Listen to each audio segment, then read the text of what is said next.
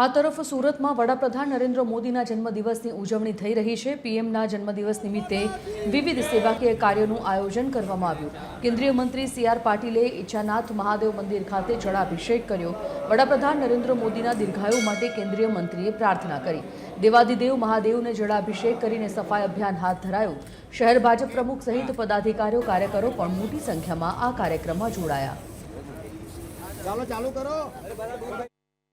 એમના જીવન એક એક ક્ષણ લોહીનો એક એક કણ આ દેશ માટે માનનીય પ્રધાનમંત્રી શ્રી મોદી સાહેબે સમર્પિત કર્યું છે।